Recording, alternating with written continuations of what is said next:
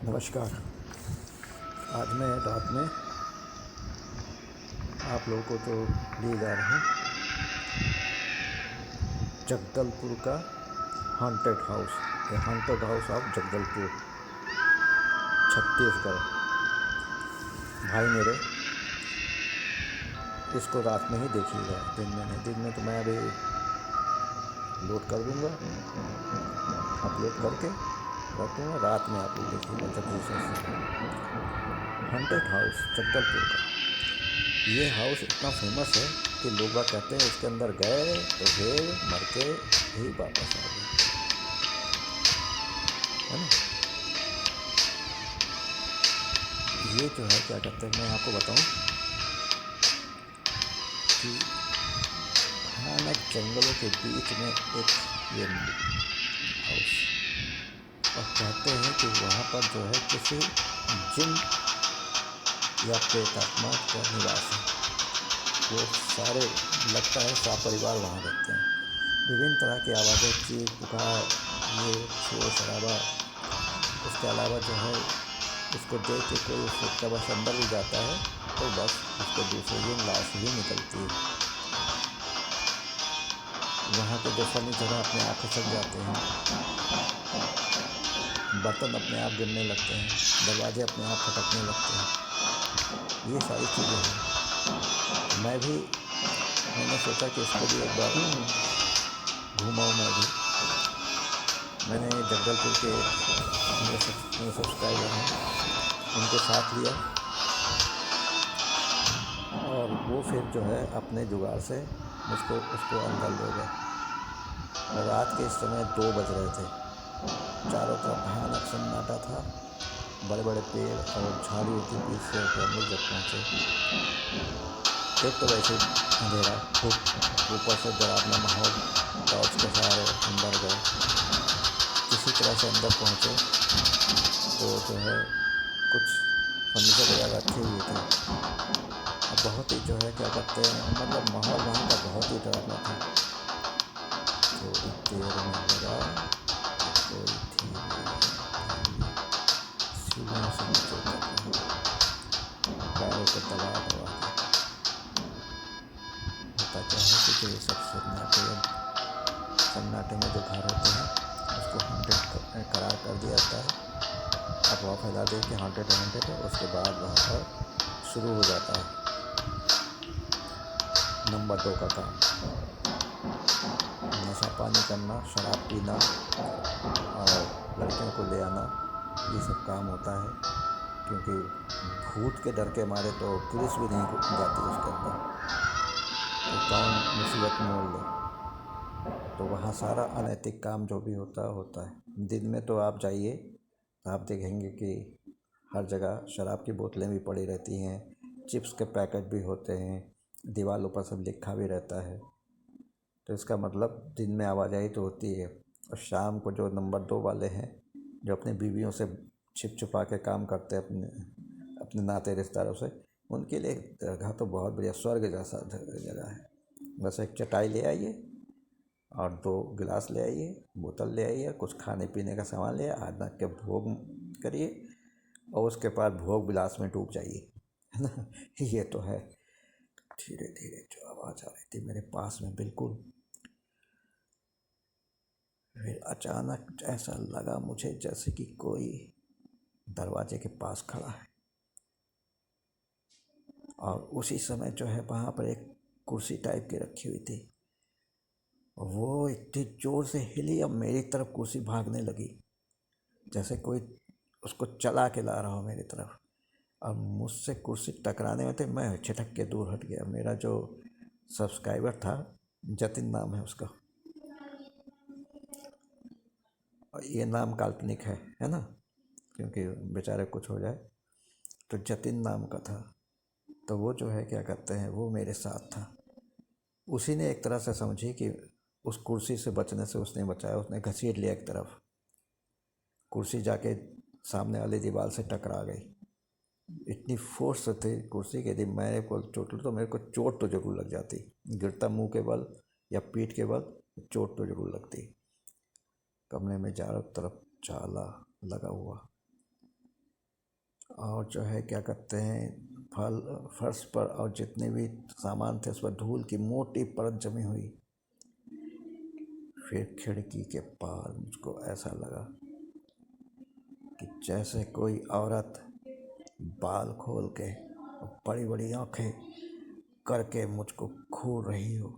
Torch की रोशनी मैंने मारी, उसमें उसका चेहरा इतना भयानक लगा कि मुझको जो है डर के मारे मुझको जो है टॉर्च ही बुझा देनी पड़ी। मैंने कहा ये सब खेल है, हो सकता है किसी नंबर 2 वाले का खेल हो या फिर सचमुच का भूत हो।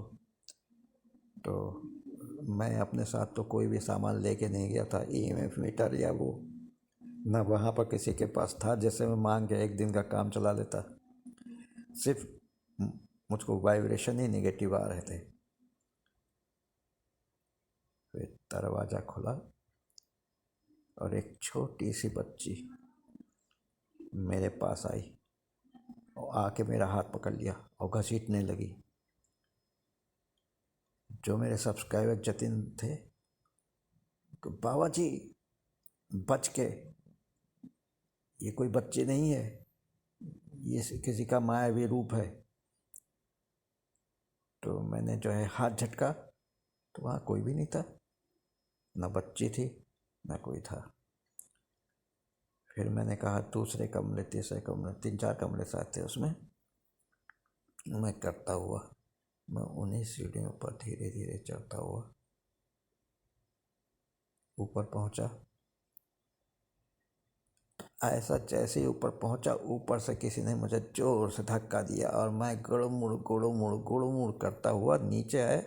तब तक जतिन ने मुझको आधे में रोक दिया, लेकिन मेरी हालत ख़राब हो गई, चोट तो आई थी, है ना। तो मैं जतिन का शुक्रिया अदा करूँगा कि अन मौके पर सीढ़ियों पर पीछे पीछे पीछे आ रहा था। मुझको ज़्यादा सीढ़ियाँ नहीं गिरनी पड़ी, 3-4 सीढ़ियों में मेरी हालत तो खस्ता ही हो गई। कहीं भाई बिल्कुल नीचे आ जाता तो जो है क्या कहते हैं, मेरी तो मरे नहीं हो जाते, हो सकता खोपड़ी उपड़ी टूट जाती।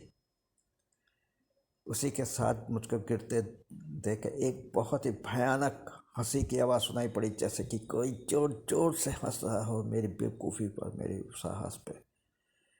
मैंने कुछ नहीं, इस बार तो तुमने धक्का दे दिया, अगली बार मैं धक्का मारूंगा तुम्हें। फिर मैंने जो है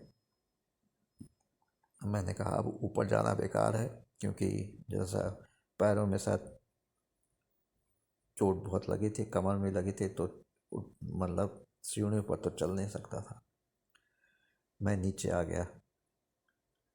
जतिन मुझको सहारा दे के नीचे ले आया। फिर उसने जो है, क्योंकि वो जतिन जो था एक आदिवासी समुदाय से जानता था, तो बचपन से जड़ी बूटी या बीमारियों को दूर भगाने की चीज़ें जानता था।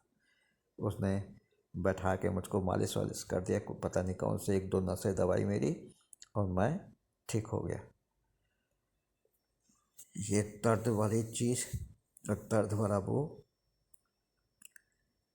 थोड़ी ही देर में पता नहीं कहाँ से एक अल्मुनियम का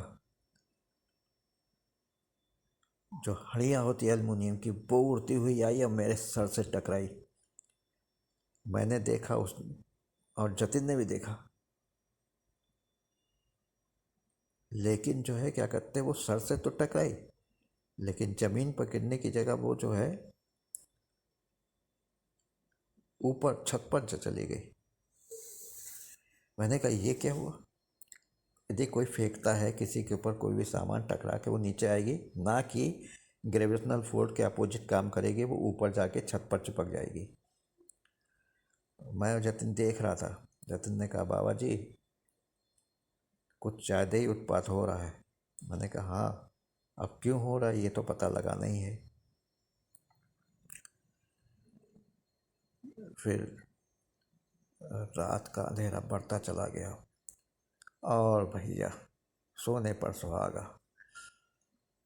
बड़ी तेज बिजली कड़की और तेज झमाझम बारिश।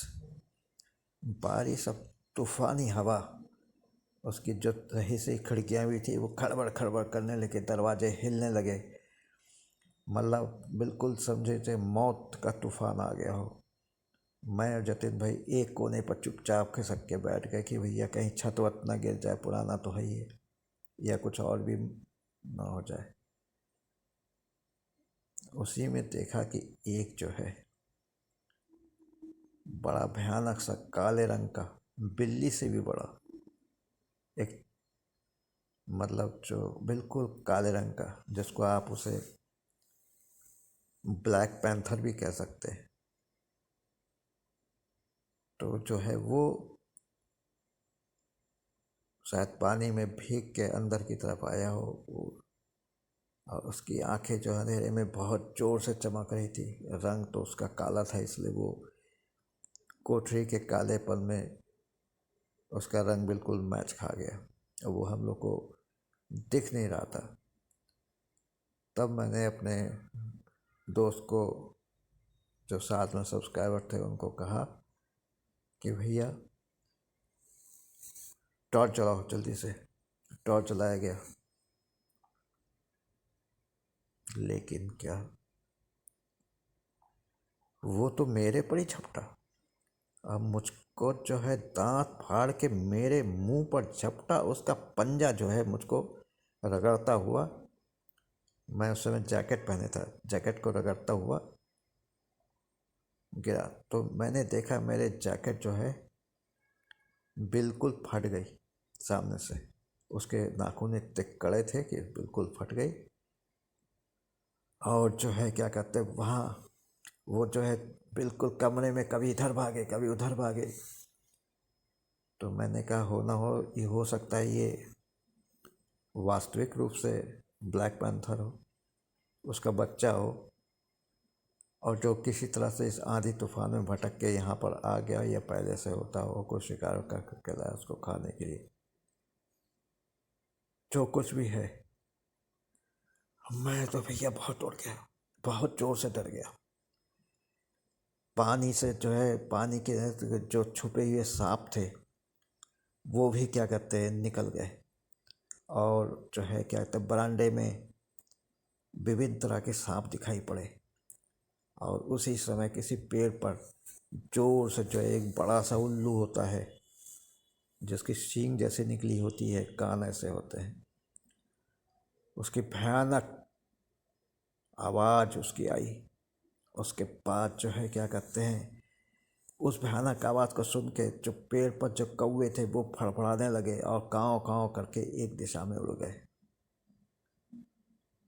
फिर थोड़ी देर में सब कुछ शांत हो गया, बिल्कुल निस्तब्ध, कोई भी सन्नाटा नहीं, ऐसी मौत की जैसी शांति हुई।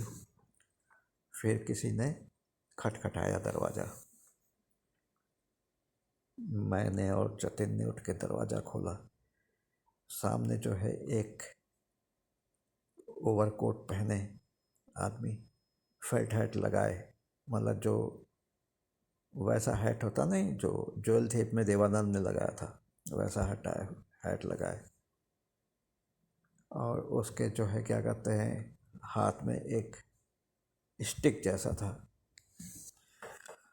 तो उन्होंने मुझे पता नहीं किस भाषा में कुछ कहा, मुझको समझ में नहीं आया, क्योंकि और जब मैंने उनके ड्रेस पर निगाह डाली तो देखा कि बाहर इतने कड़कड़ाते जाड़े में पानी बरस रहा, उसमें ये आए हैं, लेकिन उनको सर से लेके पूरा नीचे तक बिल्कुल भीगा नहीं था, एक बूंद पानी नहीं था। उन्होंने, उस शख्स ने अपने सीने पर हाथ रखा और जरा सा झुका और कुछ बोला। तो मैंने कहा यार, इस तरह के जो है बोलने वाले जो है, और इस तरह के जो संबोधन करने वाले, ये सिवाय जो है किसी पुराने ज़माने के अंग्रेज हो या कोई भी हो उनका है। तो उसने सीने पर हाथ झुक के कुछ कहा, फिर एक तरफ चलने का इशारा किया। मरता क्या ना करता यदि सुबह तक होते, और भी ज़्यादा प्रेत आत्माओं से हम लोग घिर सकते थे।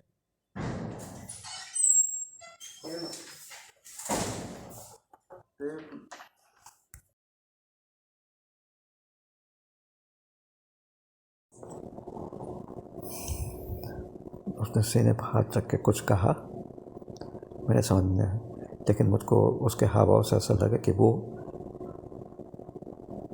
मतलब ये कह रहा हो कि आप लोग बहुत डरे लग रहे हैं, यहाँ पर बहुत ही भूत प्रेतों का जो है वो है उत्पात है, आप बाहर चलिए, मेरी बग्घी खड़ी, मैं आप लोग को ले चलता हूँ। मरता क्या ना करता। मैंने उसकी तरफ देखा, जतिन की तरफ, जतिन ने भी सर हिलाया और हम लोग बाहर निकले। पानी बरस रहा था। उसने एक जो है हम लोग के ऊपर छतरी लगा दी और हम लोग पानी से किसी तरह से तीनों एक ही छतरी में होके हम लोग वहाँ गए तो देखा वहाँ एक बग्घी खड़ी है, 2 घोड़ों की बग्घी, काले रंग की, जो पहले किसी समय अंग्रेज़ लोग यूज़ करते थे। अब वो जो बग्घी पर बैठाने हम लोग को लाया, वो जो है क्या कहते हैं, मतलब कौन सी भाषा बोल रहा था, कोई यूरोपियन भाषा थी, अब मुझको नहीं पल्ले पड़ रहा था। तो मैं जो हूँ, मैं और जतिन पीछे बैठ गए, वो आगे जो बग्घी चलाने वाला होता है वहाँ बैठ गया और बग्घी को लगाम लगाई और बग्घी जैसे हवा में उड़ने लगी हो। उस और ऐसे चल रही थी कि हम लोग जब आए थे तो पता नहीं कितने गड्ढे थे, वो थे सब, इधर उधर उबड़ खाबड़ था, लेकिन बग्घी तो हवा में उड़ रही हो। और जाके उसने जो है बग्घी मेन रोड पर हुई, पहुँची। अरे ये क्या, बग्घी तो थी नहीं और हम और जतिन जो है हाथ पकड़े मेन रोड पे खड़े। मतलब पूरा जो है मेन रोड से लेके जंगल और वो खेत खलिहान सब करके, और हमने घड़ी भी देखी, मुश्किल से 1 मिनट से भी कम समय, लेकिन लग ऐसा रहा था कि जैसे मतलब पता नहीं कितनी देर में पहुँचे हो। हम लोग सड़क पर खड़े और मुश्किल से आधा घंटा बीता होगा। सड़क पर जो है